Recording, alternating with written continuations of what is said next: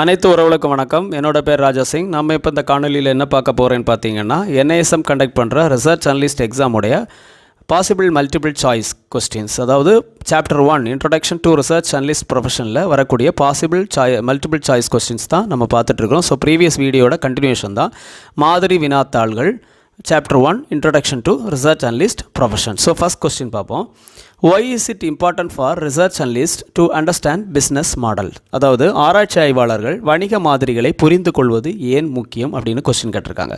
So business மாடல்ஸை understand பண்ணுறதுனால அது எவ்வளோ இம்பார்ட்டண்ட்டாக இருக்குது ரிசர்ச் அனலிஸ்ட் அப்படின்னு கொஸ்டின் கேட்டிருக்காங்க. ஸோ ஆப்ஷன்ஸ் என்ன கொடுத்துருக்காங்கன்னா, to evaluate the potential of industries and companies, to develop marketing strategies, to conduct legal analysis, to manage client portfolios.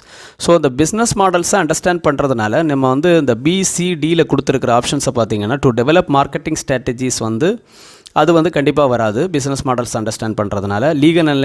Legal analysis கண்டிப்பாக வாய்ப்பில்லை. Next manage client portfolios also அதுவும் important இல்லை. So கண்டிப்பாக அந்த first option is the correct answer. That is to evaluate the potential of industries and companies, அதாவது தொழில்கள் மற்றும் நிறுவனங்களின் திறனை மதிப்பீடு செய்வதற்கு பிஸ்னஸ் மாடல்ஸ் ரொம்ப முக்கியம். ஸோ பிஸ்னஸ் மாடல்ஸோட இம்பார்ட்டண்ட் என்னன்னா, to evaluate the potential of industries and companies, அதாவது தொழில்கள் மற்றும் நிறுவனங்களின் திறனை மதிப்பீடு செய்வதற்கு இந்த பிஸ்னஸ் மாடல்ஸ் ரொம்ப இம்பார்ட்டண்ட். பிஸ்னஸ் மாடல்ஸ் கண்டிப்பாக ரிசர்ச் அனலிஸ்ட்டுக்கு தெரிந்திருக்க வேண்டும். So first option is the correct answer. Next one, what is an important part of the decision making process for research analyst? So அதாவது ஆராய்ச்சி ஆய்வாளர்களுக்கான முடிவெடுக்கும் செயல்முறையில் முக்கிய பகுதி என்ன அப்படின்னு கேட்டிருக்காங்க. So important part of the decision making process எது அப்படின்னு கேட்குறாங்க. ரிசர்ச் அனலிஸ்டோடைய important part of the decision making process எதுன்னு கேட்குறாங்க. ஸோ பார்த்தீங்கன்னா first option, understanding qualitative and quantitative factors, focusing solely on numerical data, following market rumors, ignoring economic trends. So first option என்ன கொடுத்துருக்காங்கன்னா, தரமான மற்றும் அளவு காரணிகளை புரிந்து கொள்வது. ஸோ அந்த ஆப்ஷன்ஸை பார்க்கும்போதே நமக்கு தெரியும். So ignoring economic trends, following market rumours, focusing solely on numerical data, இதை மட்டும் பேஸ் பண்ணி அவங்க டிசிஷன் மேக்கிங் ப்ராசஸ் எடுக்க மாட்டாங்க, டிசிஷன் பண்ண மாட்டாங்க.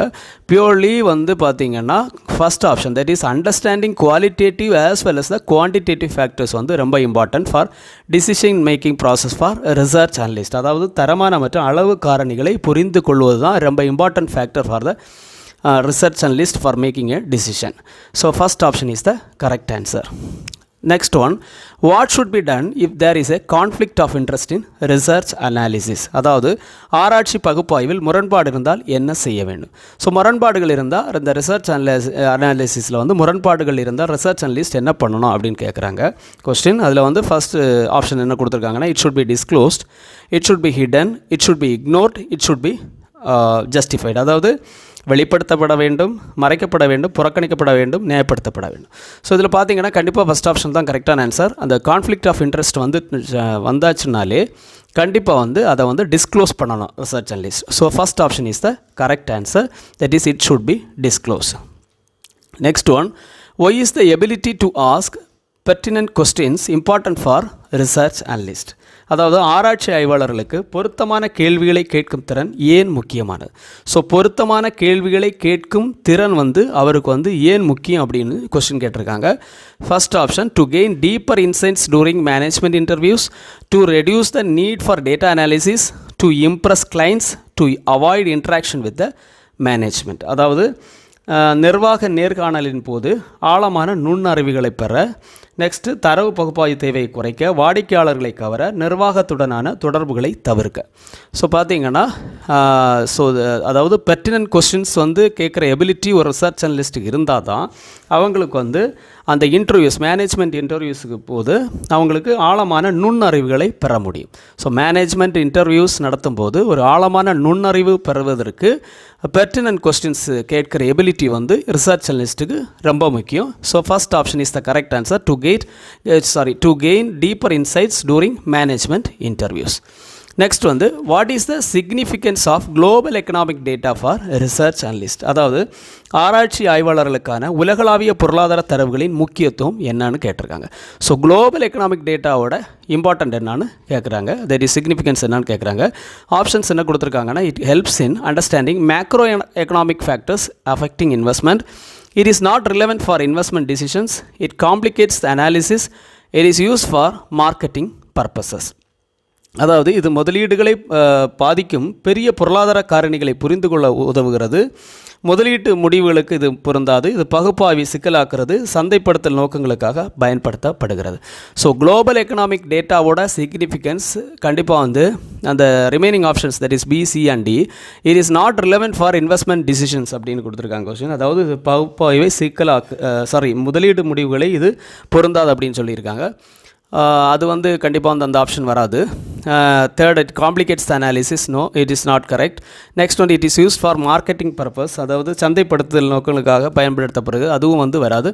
So first option is the correct answer, that is it helps in understanding macro economic factors affecting the investments, அதாவது முதலீடுகளை பாதிக்கும் பெரிய பொருளாதார காரணிகளை புரிந்து கொள்ள உதவுகிறது global economic data. So first option is the correct answer. Next one, what should analyst avoid while preparing research reports, அதாவது ஆய்வு அறிக்கைகளை தயாரிக்கும் போது ஆய்வாளர்கள் எதை தவிர்க்க வேண்டும், ஆய்வு அறிக்கைகளை தயாரிக்கும் போது ஆய்வாளர்கள் எதை தவிர்க்க வேண்டும். ஸோ ஆப்ஷன்ஸை பார்க்கும்போது factual and verified informations, optimistic as well as pessimistic views, clear assumptions, disclosure of conflicts of interest. So நம்ம ஆப்ஷன்ஸை பார்க்கும்போது first option factual and verified information, that is உண்மை மற்றும் சரிபார்க்கப்பட்ட தகவல்கள் கண்டிப்பாக வந்து இம்பார்ட்டண்ட், அதை அவாய்ட் பண்ண முடியாது. Third option that is C, clear assumptions is very important, as well as fourth option that is D, disclosure of conflicts of interest வந்து நம்ம பார்த்துருக்கோம், அது வந்து ரொம்ப important for research reports. But thus optimistic as well as the pessimistic views வந்து அது வந்து avoid பண்ணணும். தட் இஸ் நம்பிக்கையான மற்றும் அவநம்பிக்கையான பார்வைகள் வந்து அவாய்ட் பண்ண வேண்டும் ரிசர்ச் ரிப்போர்ட்ஸில். So option B is the correct answer, that is optimistic as well as pessimistic views is should be avoided for the research reports, அதுதான் வந்து correct answer. Next, why are communication skills important for research analyst, அதாவது ஆராய்ச்சி ஆய்வாளர்களுக்கு தகவல் தொடர்பு திறன் ஏன் முக்கியம், தகவல் தொடர்பு திறன் வந்து ஏன் முக்கியம் அப்படின்னு கொஸ்டின் கேட்டிருக்காங்க. ஆப்ஷன்ஸ் என்ன கொடுத்துருக்காங்கன்னா, to effectively communicate findings to clients, to sell financial products, to manage investment portfolios, to conduct legal analysis. So இந்த ஆப்ஷன்ஸை பார்க்கும்போது லாஸ்ட் ஆப்ஷன் பார்த்தீங்கன்னா டு கண்டக்ட் லீகல் அனாலிசிஸ் கண்டிப்பாக வராது, ஏன்னா லீகல் தட் இஸ் சட்ட பகுப்பாய்வு அவர் நடத்த வேண்டிய அவசியம் இல்லை. Next third option to manage investment போர்ட்ஃபோலியோஸை மேனேஜ் பண்ணுறதுக்கு கம்யூனிகேஷன் ஸ்கில்ஸ் வந்து இம்பார்ட்டன்ட் இல்லை.